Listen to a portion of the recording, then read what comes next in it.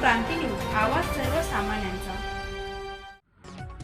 गाळ मुक्त धरण व गाळयुक्त शिवार या महाराष्ट्र शासनाच्या योजनेअंतर्गत यवतमाळ जिल्ह्यातील बहुतांश तलावाचा गाळ काढण्याचा प्रोग्राम हा मृद व जलसंधारण विभागाने हाती घेतला। यामध्ये टेंडरही काढण्यात आले।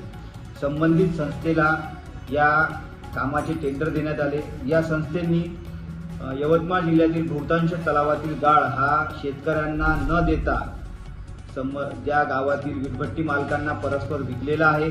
त्याचबरोबर याबाबत आमच्याकडे तक्रारी सुद्धा आहेत आणि मृद व जलसंधारण विभागांच्या अधिकाऱ्यांना याबाबत विचारणा केल्या असता त्यांनी उडवाउडीची उत्तरं आम्हाला दिलेली आहेत। आमच्याकडे याबाबत पुरावे आहेत की यवतमाळ जिल्ह्यातल्या काही तलावांमध्ये कुठल्याही प्रकारचा गाळ न काढता त्या तलावाचे बिलं काढण्यात आलेले आहेत संबंधित संस्थेची।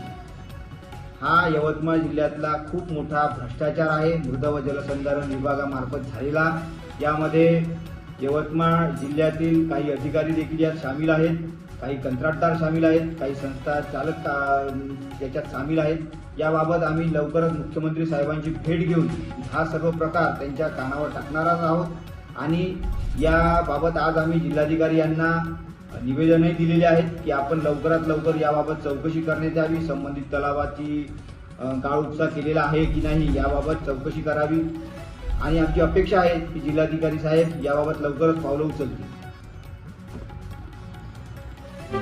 अशाच नवनवीन बातम्या पाहण्यासाठी आमच्या महाराष्ट्र क्रांती न्यूज या YouTube चॅनलला लाईक करा, सबस्क्राईब करा आणि बेल आयकॉनला प्रेस करा।